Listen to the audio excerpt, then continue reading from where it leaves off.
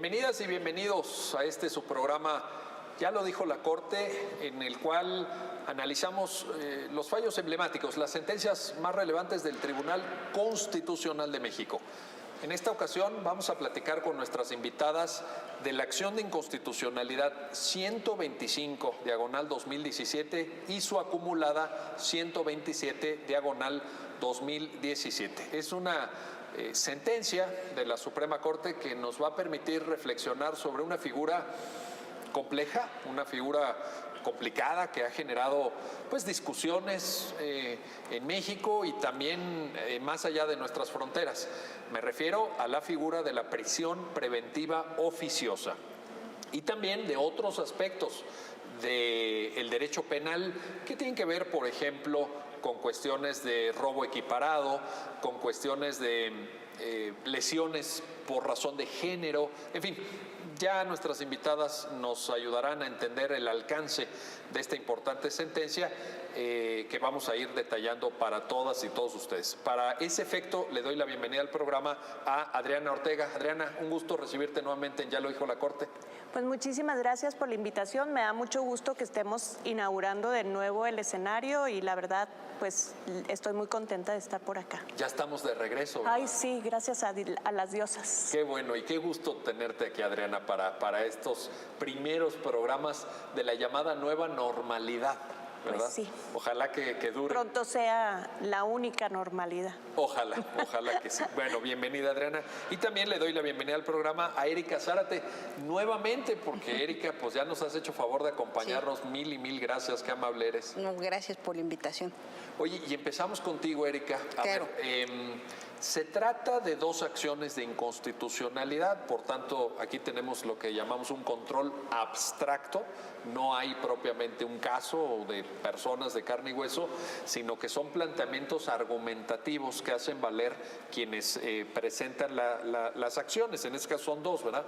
Sí. Cuéntanos cuáles son estos planteamientos, cómo llega el caso a conocimiento de la Suprema Corte, Erika, por favor. Claro, acciones, no hay hechos, porque se controla la norma después de que surge a la vida jurídica, y aquí son dos acciones acumuladas, una promovida por la Comisión Nacional de Derechos Humanos y otra por la entonces Procuraduría General de la República, y los planteamientos generales son los siguientes: a una reforma al Código Penal del Estado de Aguascalientes. El primer planteamiento es sobre la prisión preventiva oficiosa. En el aspecto, no digamos de fondo, como hemos conocido últimamente el tema de prisión preventiva, que pudiera violar presunción de inocencia, sino en un aspecto competencial, que ese Congreso no tiene facultades para legislar en ese tema desde que surgió el Código Nacional de Procedimientos Penales. Esa es una competencia exclusiva del Congreso de la Unión. Ese es uno de los planteamientos. El segundo de los planteamientos se refiere a un tipo específico, como ya mencionó, el robo equiparado, conocido en la doctrina como el encubrimiento por receptación, es decir, cuando a una persona la detienen con objetos que son materia de un robo y pues que hay una denuncia. Aquí, ¿cuál es el planteamiento? Que ese tipo penal no es comprendido por la generalidad de la sociedad, porque los tipos penales deben comprenderlos con su simple lectura, saber qué es lo que me van a castigar. Y aquí era riesgoso, ¿por qué? Porque el hecho de poseer ese objeto material que es robado ya podría hacer que cometiera el delito, pero no me estaba exigiendo el tipo penal conocer que yo sabía que era robado. Correcto. Entonces, posiblemente alguien me dio un regalo y he robado y yo iba a caer en el tipo penal, y entonces eso es lo que debemos proteger, que los tipos penales deben ser claros. Le faltaba ese elemento que en la doctrina es conocido como un elemento subjetivo. El tercer planteamiento es una cuestión de proporcionalidad de las penas, que tenemos el 22 constitucional, que nos señala que las penas deben ser proporcionales al bien jurídico a proteger o a la conducta, que es un tipo penal, y en este caso es el tipo penal de lesiones agravadas en razón de género, y lo que alegaban en estas acciones es que esa penalidad incluso sobrepasa la penalidad del tipo penal feminicidio. Que era creo que De 40 años a 60. a 60 años, exactamente. O sea, la mínima era 40. Mínima. La mínima. Para un delito de lesiones. Para un delito de agravadas lesiones por razón de género. De género, exactamente. Y entonces pues es muy interesante el planteamiento porque hubo una discusión muy interesante del Pleno de la Corte, porque salió por una decisión de mayoría, porque recordemos que la primera sala tiene unos temas muy específicos en cómo analizar la proporcionalidad de las penas, que más adelante podemos abundar de esto, pero en general estos eran los planteamientos de las dos acciones. Oye, pues tres grandes temas, y bueno, pues yo creo que los penalistas que estén viendo el programa o, en fin, las personas que les guste el derecho penal, bueno, van a estar poniendo mucha atención y van a aprender mucho de ustedes, estoy seguro, como siempre en el programa. Bueno, a ver, Adriana, prisión preventiva oficiosa en una regulación de un Estado, de una entidad federativa. Eso, ¿cómo se debe de entender? Porque Erika nos mencionaba el Código Nacional de Procedimientos Penales, pero pues déjame traer a colación también la reforma de 2008, ¿no? 18 de junio de 2008, y la reforma de 2013, que luego precisamente se materializa en el Código de 2014. O sea, me refiero de 2013 a una reforma constitucional, ¿no? De unificación de la legislación procesal penal. Entonces, esto, Adriana, ¿qué figura aquí o cómo entenderlo? Cuéntanos. Bueno, como tú sabes, y yo ya lo he compartido con algunas de las personas con las que convivo y con tu público en alguna otra ocasión, a mí me parece per se que la figura de la prisión preventiva oficiosa es problemática. En primer lugar, es inconvencional. La Corte Interamericana de Derechos Humanos ha insistido en que es una pena anticipada porque viola la presunción de inocencia, y además ha hecho pronunciamientos, los organismos internacionales han hecho pronunciamientos directamente dirigidos a México por la extensión de la figura, por a todos los delitos a los que se aplica, y porque además se generaba que las personas estuvieran en la cárcel esperando proceso, retenidas bajo la figura de la prisión preventiva oficiosa. A mí otra cosa que me preocupa de la prisión preventiva oficiosa, y creo que voy a traer otro tema, es que esta automatización, es decir, tienes un catálogo. De pronto, si el delito que se está imputando no cae dentro de ese catálogo, la prisión preventiva es descartada. Y se nos olvida que una de las indicaciones constitucionales originales para la prisión preventiva es el riesgo para la víctima. Entonces, tenemos muchos delitos que no están contenidos en ese catálogo, que representan riesgos importantes para las víctimas. Entonces, desplazada o eliminada de la prisión preventiva la carga argumentativa que corresponde al Ministerio Público para justificar la adopción o la petición de esa medida cautelar, deja desprotegidas a un montón de personas que en realidad están en riesgo. Entonces, digamos que no quiero utilizar el término así, pero sí quiero, se frivoliza, se vuelve una cosa frívola. Aunque la carga argumentativa para lograr la medida cautelar de prisión preventiva justificada, no oficiosa, digamos, subsistiría, ¿no? Si se presenta el riesgo. Pero lo que pasa es que se genera como una especie de incentivo perverso. Es decir, yo te proceso o te imputo por un delito que está dentro del catálogo de la prisión preventiva oficiosa, entonces yo ya no tengo ninguna necesidad de argumentar ni de justificar. Ahí sí ya... ¿no? Y cuando sí necesito la prisión preventiva, en la medida que no esté en el catálogo, no me tomo la molestia, por decirlo de alguna manera. Entonces estamos privados al final lo que resulta es una privación. No es que yo esté a favor de la prisión preventiva, en realidad me parece un despropósito, pero estamos también fuera o quedamos fuera de la prisión preventiva justificada.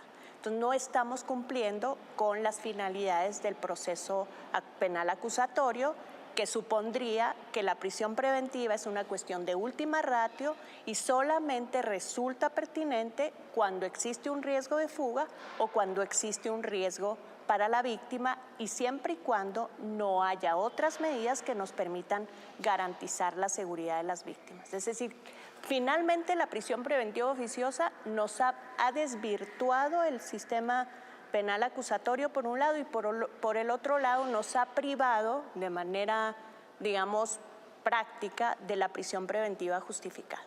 Oye, tú eres una experta en estos temas y lo hemos platicado muchas veces, pero nada más para quienes están viendo el programa, Adriana, una explicación brevísima sobre la diferencia de estos dos figuras para entender exactamente de qué estemos hablando, por favor. Pues tú sabes, y espero que tu público ahorita le vamos a platicar, existen una serie de medidas para garantizar que las personas acudan a un proceso dirigido por la presunción de inocencia. Es decir, hay formas de garantizar que yo acuda a mi juicio mientras yo estoy en libertad, que eso sería lo natural o lo consubstancial a la presunción de inocencia.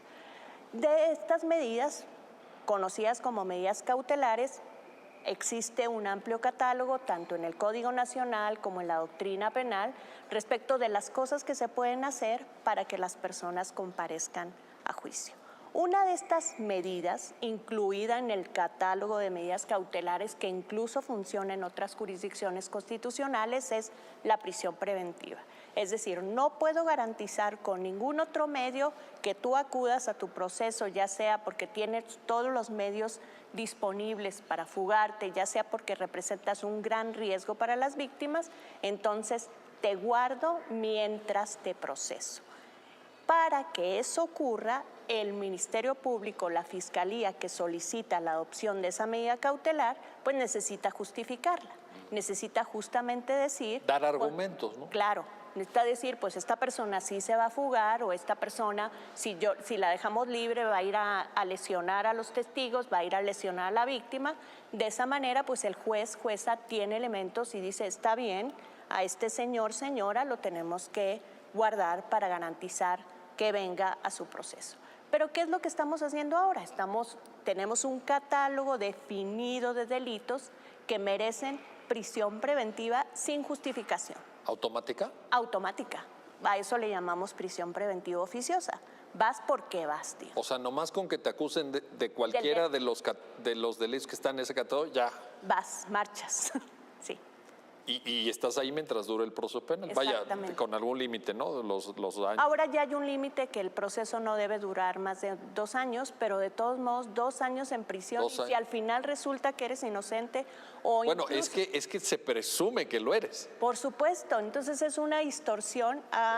Yo te platicaba hace un momento, hay estándares que lo señalan como una pena anticipada y lo es. Porque antes, haz de cuenta, primero te encierro y después averiguo, cuando debería ser, la relación debería ser exactamente al contrario. Primero averiguo y luego te encierro. ¿Estándares? Dijiste estándares. ¿Interamericanos? Interamericanos e internacionales. ¿Internacionales? Sí. ¿Vinculantes para México? Pues las sentencias de la Corte, sin ninguna duda, y las observaciones de los comités y mecanismos internacionales, pues también lo son, en la medida que, digamos, en la medida que proponen o que desarrollan más bien el contenido y el alcance de un derecho humano. O sea, estamos fuera de esos estándares. Por supuesto. Estamos en incumplimiento, por decirlo menos. Por decirlo menos. Bueno, pues pero decirlo menos es decirlo más también, porque exacto. Ya, estamos en violación para decirlo más. En violación, así, francamente estamos, híjole. A ver, bueno, esto ya, mira, esto que acabas de decir, Adriana, es muy importante porque sí nos debería llevar a una reflexión, como país, como país, independientemente de la tarea, la función, las atribuciones y competencias de este Tribunal Constitucional, pero como país, entonces, ¿qué estamos haciendo? Estamos en problemas y ahorita vamos a seguir platicando sobre esos problemas. Estamos en problemas. Bueno, ahora regreso contigo, Erika.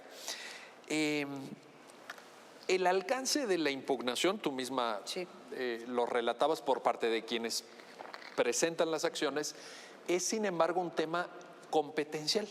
Digo, seguramente la Corte en su momento si así lo estiman quienes la integran, pues habrán de entrarle a esta problemática tan ardua que Adriana nos acaba de plantear. Pero en esta sentencia se trata de ver si Aguascalientes o cualquier otra entidad federativa pueden o no establecer en su legislación penal sustantiva, porque la procesal penal ya no la tienen, un catálogo o sumar o añadir conductas señaladas por la ley como delito que ameritaran la prisión preventiva oficiosa. ¿Qué dice ahí la Corte? Ahí conviene aclarar lo siguiente, que no es que la Corte no quiera entrar al tema sustantivo, de lo que acaba de explicar muy bien la abogada, y que así es. El control constitucional abstracto, pues como amparo también tiene un orden de estudio y, digamos, de algún modo, pues primero tendríamos que estudiar los procesos legislativos para saber si no hubo alguna violación, y entonces si hubo algo que demerita la norma, pues ya no podría entrar a otro estudio. O también otro caso que tendría que ser antes que, digamos, estas cuestiones sustantivas, en los casos que se debió hacer una consulta previa a personas con discapacidad o personas indígenas. Eso tendría que ser antes, y después de eso tendríamos que ya analizar, como en el caso concreto, la competencia del legislador para emitir esa norma. Entonces, aquí en este caso, pues se hace todo un desarrollo a partir de varios precedentes que ya tiene el Pleno de la Corte en acciones.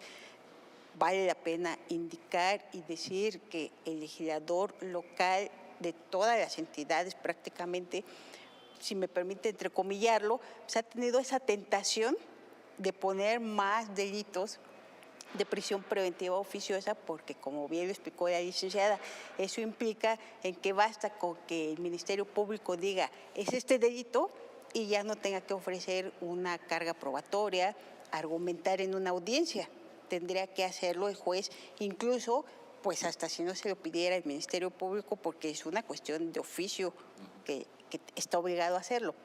Entonces, ante esto, pues me parece que sí, insisto, entrecomillado y de manera coloquial, hay cierta tentación del legislador de hacerlo, y aquí se retoman en esta sentencia todos esos precedentes donde se especifica primero cómo fue que efectivamente en 2008 se estableció esa prisión preventiva oficiosa en el artículo 19 constitucional, y dan elementos que podrían servir, me parece, para la cuestión sustantiva en algún otro caso, porque se hace mucho el énfasis, de acuerdo también a los precedentes, que el legislador constituyente estableció y fue claro en decir que efectivamente antes del proceso mixto teníamos esta situación de la gravedad de los delitos. Y que era consciente que hubo un abuso. El concepto de delito grave, ¿verdad? Delito grave, exactamente. En el 20, me acuerdo, ¿no? Exactamente. Entonces, el constituyente en 2018 fue consciente y claro en decir que sabía que había un abuso para que todo esto hiciera que las personas... O sea, con ese concepto de delito grave... Todo podía ser prisión. Todo podía ser grave, vaya. Exactamente. Y entonces es consciente el legislador, pero sin embargo también el constituyente lo dice con claridad, el hecho de que hay cierto nivel de seguridad en el país y delitos que sí pues son graves, como ha sido el secuestro, la trata de personas, demás, pues sí debemos mantener un catálogo de oficiosa, pero insisto, sí subraya mucho el legislador que lleguemos a este abuso, porque por el otro lado también es claro, como nos explicó la licenciada, de no desproteger a la víctima o que no se pueda juzgar a alguien en un proceso, pero para eso se tiene, efectivamente, lo dice el constituyente, la prisión preventiva justificada. O sea, no es que nadie vaya a entrar a prisión preventiva, depende del caso, porque podría ser muy concreto en el caso de violencia intrafamiliar, que por ejemplo, pues tendría ahí justificaciones en razón del peligro que puede correr la víctima, o incluso los menores involucrados. Entonces, eso depende de cada caso. Entonces, aquí se hace todo ese desarrollo en donde se va explicando también se hace alusión a la reforma del 2019, abril del 2019, a la prisión preventiva oficiosa, donde el constituyente amplió el catálogo.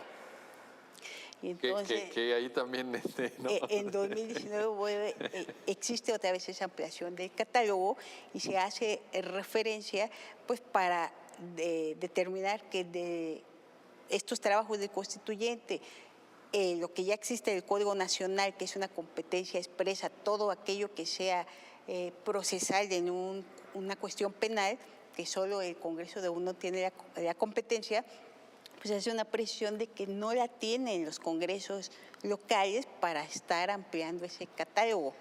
Y me parece que deberemos entenderlo no solo como una cuestión formal que nos pudieran criticar en lugar de entrar al fondo, ¿no?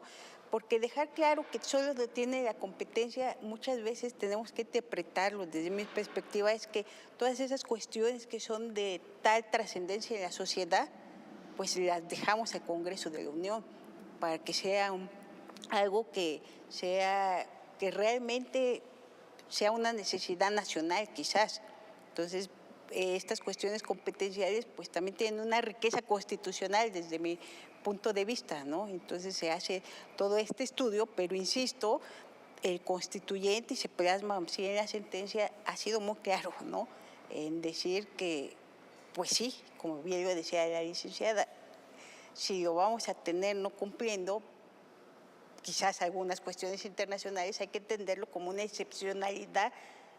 Totalmente. Muy limitada, ¿no? Ojalá. Ahora, Erika, déjame plantearte para terminar de redondear este tema. Decía Adriana, la prisión preventiva, este uso tan amplio, sea oficiosa o sea justificada, pero fíjate, la oficiosa puede llegar a suponer una pena anticipada. Y esto lo traigo a colación porque en realidad la comprensión que me parece que es correcta es una medida cautelar, ¿no? Claro. Y de hecho la Corte Interamericana misma lo ha subrayado, es una medida que debe estar al servicio de fines procesales, o sea, digamos, las medidas cautelares pues son eso, ¿verdad? Están vinculadas con el curso, con el desarrollo, tú misma lo decías, Adriana, de un proceso en condiciones que permitan pues lograr el resultado que se espera. Ahora, esto te lo quiero plantear, Erika, por lo siguiente. La reforma de 2013 mandó todo lo procesal a regulación de Congreso de la Unión, de manera exclusiva, porque por eso tenemos un código nacional de procedimientos penales. Entonces yo creo que ahí, quiero escuchar obviamente tu opinión, pero a mí me parece clarísimo que los estados no pueden utilizar ningún subterfugio o ninguna vía para meter en sus códigos penales supuestos adicionales a los de la prisión preventiva oficiosa o justificada, o como, digo, oficiosa evidentemente, pero no veo cómo, ¿no? Erika. Sí, claro, esto es muy importante. ¿Por qué? Porque recordemos que antes de que exista la reforma del 2008, que hace al sistema acusatorio en el país, ya había estados que habían adoptado ese sistema de algún modo y tenían sus códigos procesales. Sí. Y viene la reforma, como hay una vacatio de legis bastante amplia. 8 años. Pues exactamente, entonces poco a poco se va estableciendo en todas las entidades del país. Y al tener los códigos, pues podemos ver, y la práctica si no lo permite afirmarlo, por ejemplo, el Código Procesal Penal del Estado de México empezó a hacer reformas que ya no se adecuaban al sistema acusatorio, que lo que algunos académicos o doctrinarios han dicho es ese sentido o amor por lo inquisitorio, podríamos decir, o yo le entrecomillo para facilitar quizás el trabajo de los ministerios públicos. Y son asuntos que han llegado a la primera sala y que la primera sala pues les dijo a esas normas son inconstitucionales y no se adecuan al sistema acusatorio. Por ejemplo, un ejemplo clarísimo es poder traer la lectura de entrevistas ante el Ministerio Público al juicio oral, cuando eso era precisamente una de las cuestiones por qué surgió el sistema acusatorio en este país, para tener esa seguridad jurídica y el debido proceso en la audiencia del juicio oral.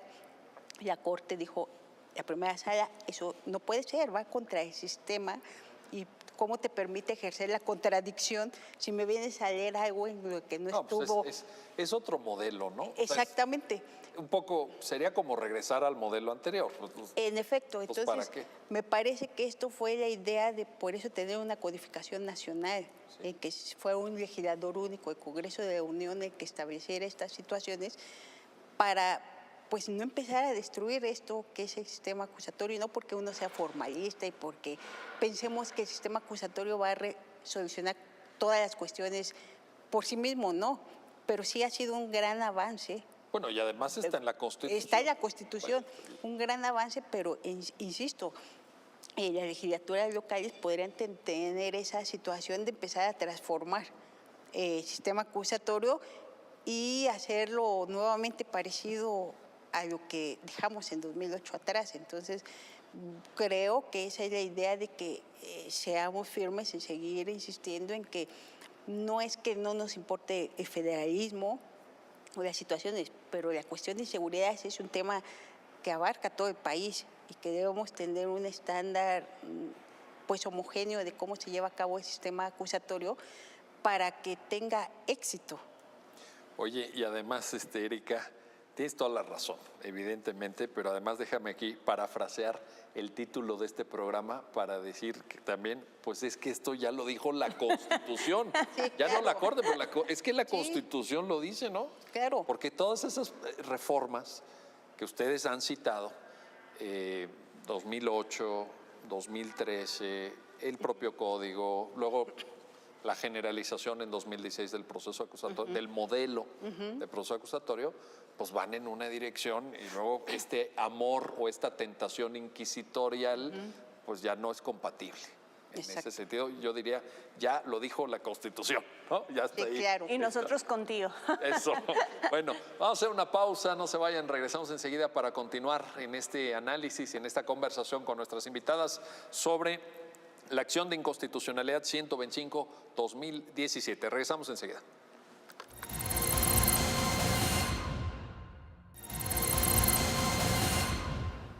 Ya estamos de regreso, ya estamos de vuelta para continuar con el análisis y comentario de esta acción de inconstitucionalidad 125/2017 y su acumulada 127/2017. Y ahora quiero regresar contigo, Adriana. Obviamente está el tema de robo equiparado y todo, pero te quiero plantear otro que sé que te gusta y en el cual has estudiado mucho y has aportado mucho al debate. Y yo incluso aquí públicamente lo digo, eres militante. Orgullosamente Sí, lo digo, la que verdad. militas en estas cuestiones de género. Y aquí, pues hay algo un poco paradójico y por eso te lo planteo. Hay una pandemia de violencia de género en México, que quizá incluso dicen los datos que se ha agravado, ¿no? En el contexto del COVID, en fin, todo esto que ya hemos visto y que todo el mundo sabemos. Y esto te lo digo como marco para el análisis que la sentencia hace de un delito de lesiones agravadas por razón de género y que lleva a que este legislador en el estado de Aguascalientes pues de pronto prevea unas sanciones muy altas, incluso Erika lo mencionaba, con un mínimo de 40 años que no le deja mucho margen al juez tampoco, o sea, de 40 a 60. Adriana, cuéntanos ahí, ¿cómo entender esto? Mira, yo creo que respecto de eso se pueden decir muchas cosas. Una primera cosa que me gustaría decirte es que yo disiento de la decisión que toma el legislador y ahorita te voy a explicar un poquito más por qué. Respecto a esta tendencia de resolver o querer resolver problemas de seguridad pública o de seguridad ciudadana, aumentando las penas, esa tendencia se conoce como populismo punitivo. ¿Por qué le decimos populismo punitivo? Pues es totalmente intuitivo, porque el legislador, en este caso la legisladora ordinaria, le entrega a la ciudadanía supuestamente lo que la ciudadanía quiere, sin entrar a ninguna solución profunda. Esa parte para mí es absolutamente preocupante. Entonces, te lo resumo así. Yo veo un problema grave, y yo me refiero al Estado. Yo veo un problema grave, ya sé. ¿Qué me sale más barato? Penalizar. No me interesa incurrir o poner en práctica ninguna medida estructural.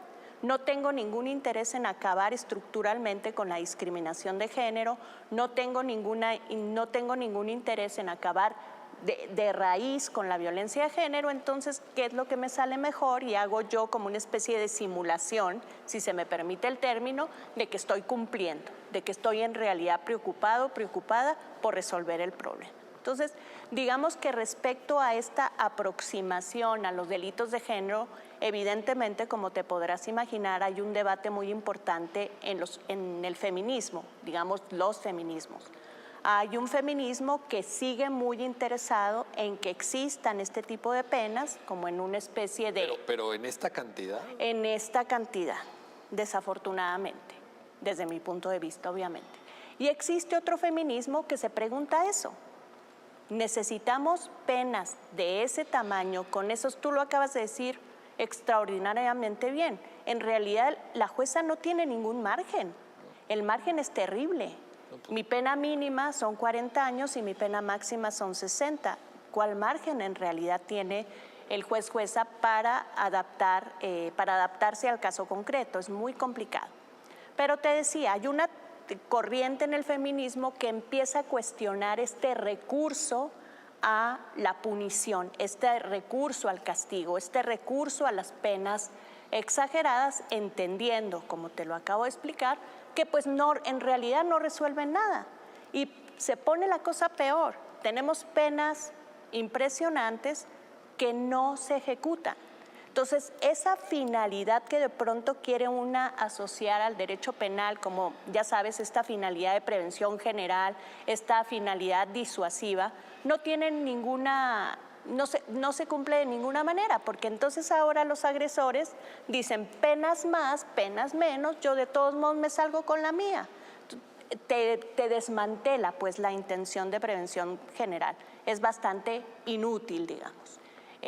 Hay otras doctrinarias que se ponen como en una situación un poco más mediana o más central, por decirlo de alguna manera, como Rita Segato. Rita Segato es una abolicionista de la pena, pero dice, bueno, tenemos también que enseñarle a la sociedad, porque eso no se lo ha enseñado nadie, que lesionar a una mujer, que lesionar a una persona de la diversidad sexual, que matar a una mujer, que matar a una persona de la diversidad sexual es algo terrible.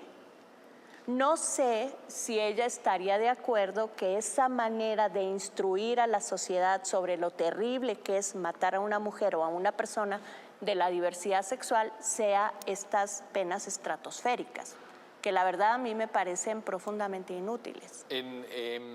Ahora, en la discusión contemporánea yo creo que hay un punto que bueno, no deja de ser aquí en México discutido porque tenemos una serie de atavismos y de debates, creo yo, muy estériles y atrasados, que es esta especificidad de tipificaciones penales por razón de género, ¿no?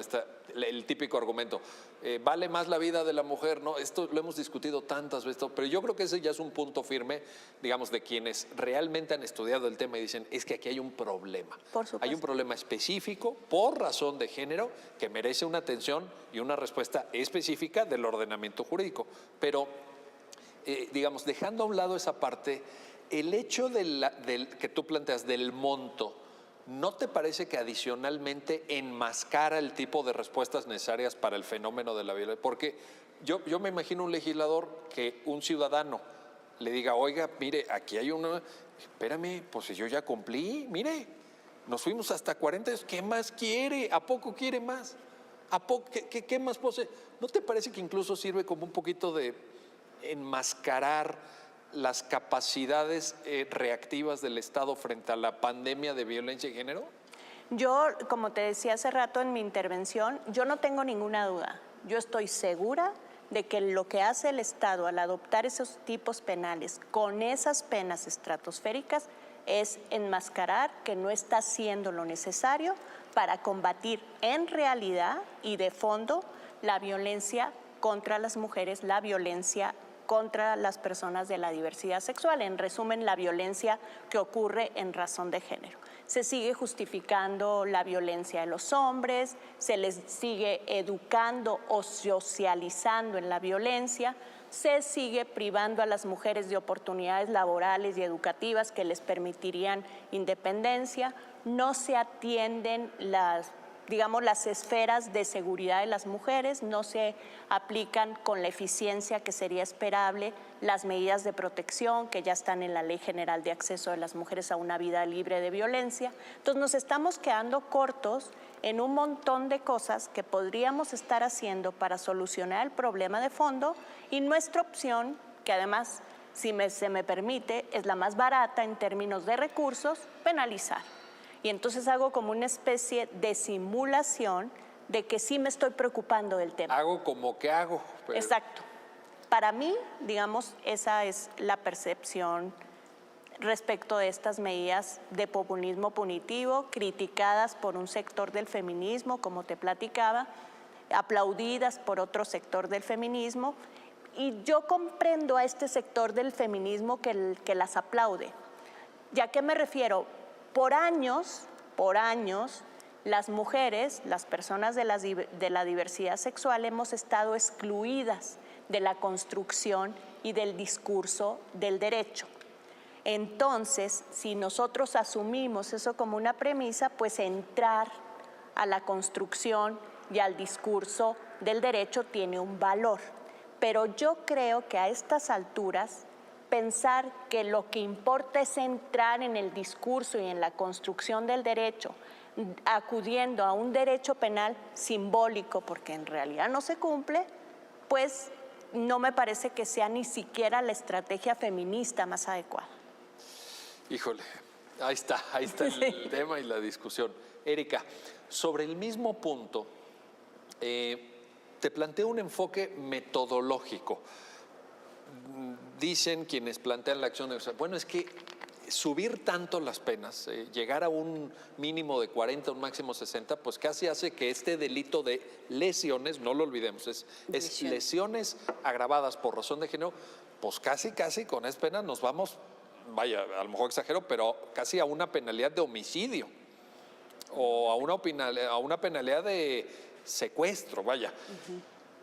Cuando llega el planteamiento a la Corte, metodológicamente, ¿cuál es la manera de abordar esto y saber, porque tenemos un artículo 22 constitucional, tenemos un principio de proporcionalidad ahí, ¿verdad? En el primer párrafo, en la última parte. ¿Cómo entrarle metodológicamente, sí, Erika, por favor? Este asunto fue muy interesante, la discusión en el Pleno. Estaba planteado de un modo y se resolvió finalmente de otro, por estas cuestiones metodológicas, efectivamente. La primera sala, que es la especializada en la materia penal, ha desarrollado una metodología ya muy consolidada para evaluar la constitucionalidad de la proporcionalidad de las penas. En un primer momento sí se atendió solamente, digamos, al 22 constitucional, su texto que dice que debe ser proporcional la pena al bien jurídico protegido y al daño que se le haga a este. Después, la primera sala abordó el texto de proporcionalidad para evaluar la proporcionalidad de estas penas, ya no ciñéndose solamente al 22 constitucional, sino siguiendo esta metodología de argumentación constitucional para seguir las gradas que nos da el texto de proporcionalidad. Y posteriormente, la propia primera sala abandonó esa metodología y abordó alguna que es de la teoría dogmática penal, el análisis que se ha hecho principalmente en Estados Unidos sobre la evaluación de los ordinales. ¿Qué es esto? Esto de ordinales significa que vamos a comparar la pena de este delito que nos están cuestionando con la misma familia de delitos, familia, si me permiten decirlo entrecomillado, y evaluar si están en ese rango para saber si entonces es proporcional a la pena, porque eso pues también está relacionado con la idea del legislador racional. Si me interesa proteger la propiedad, como bien jurídico, pues los códigos penales están construidos en catálogos de bienes jurídicos, por decirlo de algún modo. Cada título va a corresponder a un bien jurídico. La propiedad, pues ahí vamos a tener delitos de robo, quizás el despojo, y de todos estos agrupamientos de delitos, pues tiene que tener una similitud de las penas para que nos está indicando el legislador que ese bien jurídico le importa protegerlo de ese modo. Entonces, esto es como se planteó originalmente.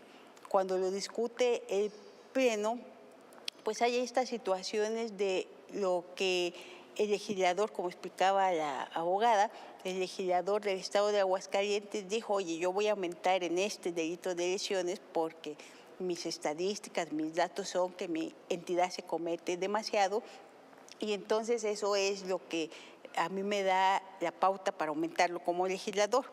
Entonces, en este caso, pues el Pleno, la mayoría resolvió que esas eran las consideraciones que, retomando, digamos, la metodología, la primera que ha usado siempre la Corte, que es la política criminal, que la Corte es deferente, y deferente es una palabra que no significa que el legislador haga lo que quiera, o sea, no, deferente en la situación de que quizás el legislador conoce más la problemática de un sitio que lo que puede conocer un juzgador, y entonces por eso se llama esa diferencia. Bueno, pero hay una representación democrática. Exactamente, pero esa referencia debe ser racional, acorde a que debe darme razones que sean apegadas a que tenga un fin constitucional válido, y en este caso pues se optó por que estas situaciones de donde el legislador expone que en su entidad está sucediendo mucho esta situación de violencia contra las mujeres,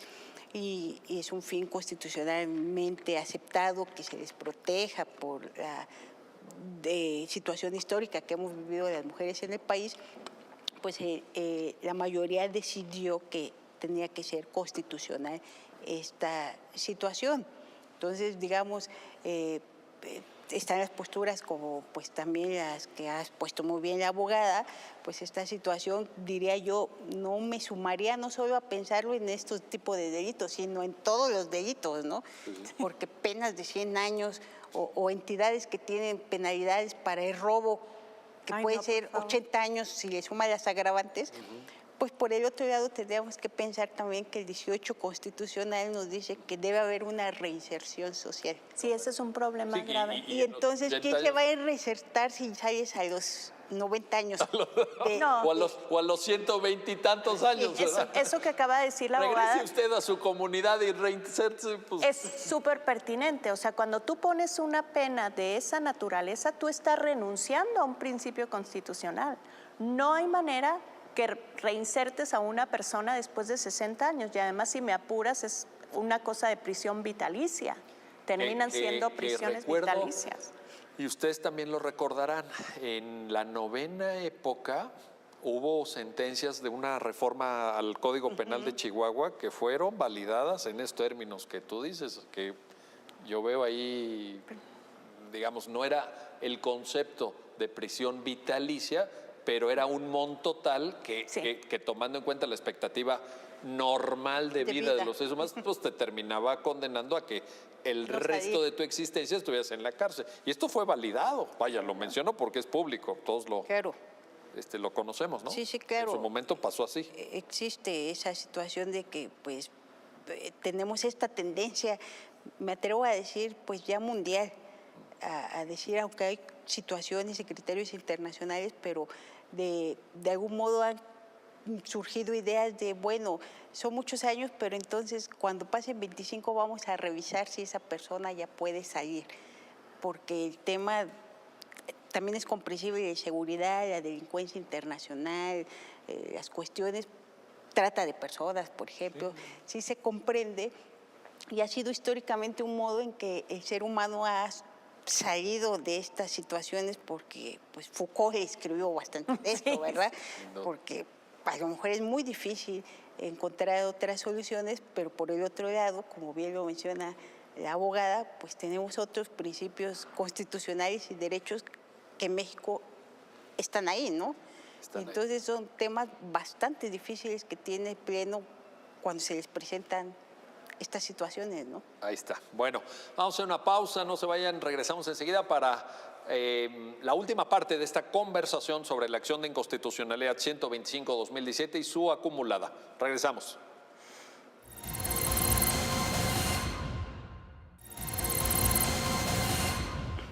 Ya estamos de vuelta, ya estamos de regreso en su programa, ya lo dijo la Corte, para continuar en esta conversación. Y quiero, nos queda poco tiempo, Erika, pero no quería dejar de plantearte, porque tú eres especialista en esto y has estudiado a profundidad el derecho penal mexicano, este tema que parece un poco técnico, parece incluso difícil, ¿no?, de entender en el propio planteamiento de la sentencia, del robo equiparado, esta cosa de la receptación, etcétera. Es decir, porque yo me imagino que le puede pasar a cualquier persona, de pronto, ya sea que compres, tú ponías el ejemplo de que alguien te regala algo y resulta que eso es robado, pues vas por esta tipificación, ¿verdad? Y puedes resultar pues con una pena importante de prisión. Cuéntanos esa parte. Sí, esta situación, como insisto, todo tiene que ver con el estado del país. Cada vez es más legislado este tipo penal, que es el robo equiparado, es decir, no castigan a la persona por apoderarse de algo ajeno, sino lo castigan por poseer algo que era robado. Pero aquí viene la importancia de algo que le llama el derecho penal y la Corte taxatividad. ¿Qué es esto? Pues que se entiendan todas las palabras que están ahí. Pero a veces no solo es que se entiendan, sino que el tipo penal esté construido de un modo que no le falte alguna palabra o elemento que no le permita entender bien a la ciudadanía. Y aquí, digamos, lo que le faltaba a este tipo penal es que no decía al que a sabiendas de que es robado posea un objeto material de un robo.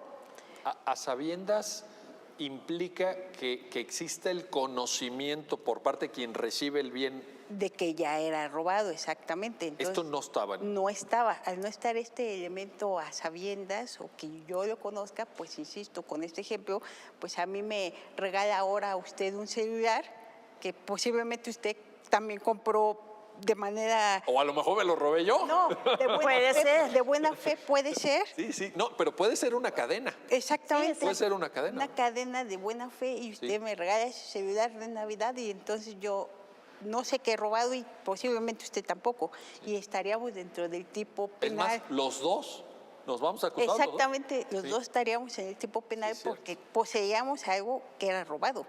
Entonces eso que pareciera insignificante a sabiendas o que podríamos alegar, bueno, sí, pero en el amparo alguien lo puede probar que no sabía, sí, pero mientras tanto podría estar sujeto al proceso penal y las molestias que puede causar en mi persona.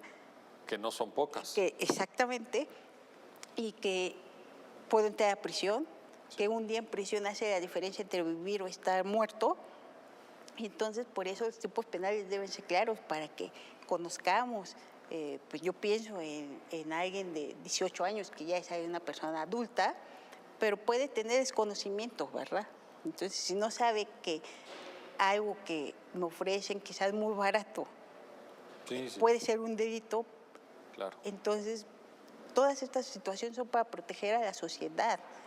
Entonces, sí parece técnico, sí, pero no lo es en cuanto explicamos a la sociedad, y eso es lo que se intentó hacer en la sentencia, pues que los tipos penales tienen ciertos elementos y que de esos, ¿qué debemos saber de cada uno de ellos?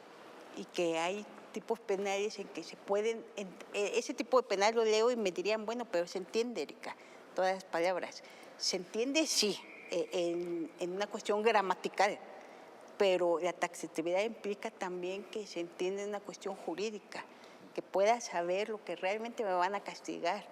Entonces eso lo tiene que entender la sociedad y pues también ya hay varios precedentes, no solo de este tipo penal, sino ha sido también una tendencia de las legislaturas estatales en que están quitando este elemento del delito y las sabiendas. Por ejemplo, también el robo equiparado de ganado.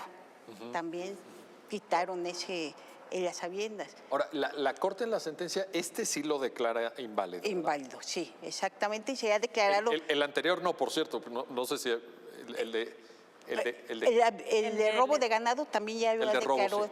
ya lo declaró el Pleno también en una acción. Entonces, pero el de lesiones agravadas no, por razón.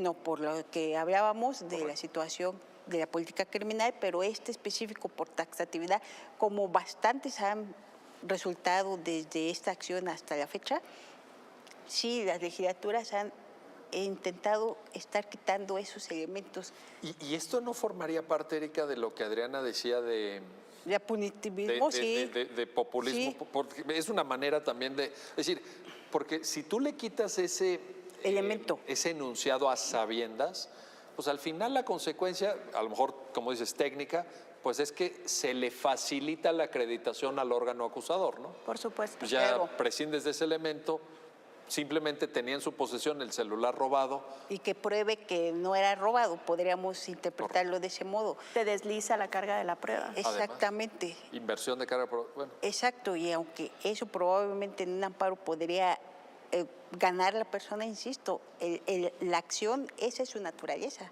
un control abstracto antes de que sucedan daños en los derechos de las personas. Porque eso podría ganar, pues sí, pero podría perder.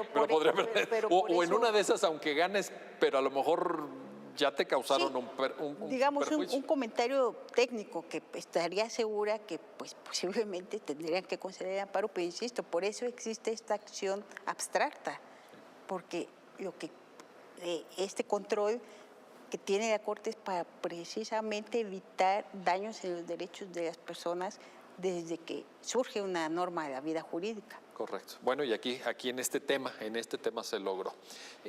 Adriana, nos estamos aproximando al final del programa, pero te quiero pedir una opinión y un comentario sobre el panorama que nos deja esta sentencia. Entonces, seguimos teniendo un derecho penal que no se ajusta a ciertos ideales de modernidad, que es un proceso, un derecho penal y un proceso penal, porque aquí están las dos cosas, un tanto simbólico, que busca logros o registros, digamos, propagandísticos, pero que no atiende el fondo. ¿Qué está pasando entonces con todo esto? Pues mi percepción, mi particular percepción, entendiendo que para la Corte era muy difícil declarar la inconstitucionalidad del delito de lesiones dolosas por razón de género, porque generaría un vacío que a lo mejor era indeseable. Mi percepción es que estamos, si te fijas, un poco oscilantes. Por un lado, estamos entendiendo que los estados no pueden aumentar el catálogo de delitos que merecen prisión preventiva oficiosa. Por otro lado, entendemos que los delitos que no están bien definidos no deben ingresar a los códigos penales por protección de la propia ciudadanía, como nos explicaba Yasmín. Y ahora, pero en el caso de lesiones dolosas, concedemos con el quantum de la pena. Entonces, utilizamos, creo que hay, lo decíamos hace rato, como que hay una especie de renuncia cuando tú justificas, cuando tú justificas una pena en razón de la política criminal, lo que haces es renunciar a la posibilidad de controlar constitucionalmente esas penas y enviarle al legislador o a la legisladora ordinaria un mensaje diferente. Ok, yo sé que tú ves la realidad, yo sé que tú estás en el punto de contacto inmediato con la problemática, yo sé que tú tienes una representación popular, pero te pido por favor que no exageres, claro, o te exijo que no exageres. Porque el artículo 22 constitucional sí habla de proporcionalidad entre el bien jurídico y el delito que se castiga, pero además hay otra dimensión de la proporcionalidad que parecemos obviar, que es la pregunta sobre si esta es la medida menos lesiva a la libertad personal y más eficaz para lograr la protección del bien jurídico. Y creo que esa pregunta no nos la estamos haciendo. Pero es una pregunta insoslayable, vaya, en algún momento, porque si no, sería tanto como, de nuevo, enmascarar el sentido y alcance de la proporcionalidad penal. Para mí, sin duda. Entonces, ¿para qué tenemos un 22? artículo 22 constitucional que establece el principio. Pues, yo creo que es para plantear esta pregunta, ¿no? Para mí, la proporcionalidad, sin duda, pasa por esta pregunta, sin duda. Pues habrá que contestarla. Adriana Ortega, Erika Zárate, gracias a ambas por ayudarnos a entender el alcance y el significado de esta importante sentencia de la Suprema Corte. Y gracias a usted que hace posible su programa Ya lo dijo la Corte, en el cual analizamos los fallos emblemáticos, las sentencias más relevantes del Tribunal Constitucional de México. Hasta pronto.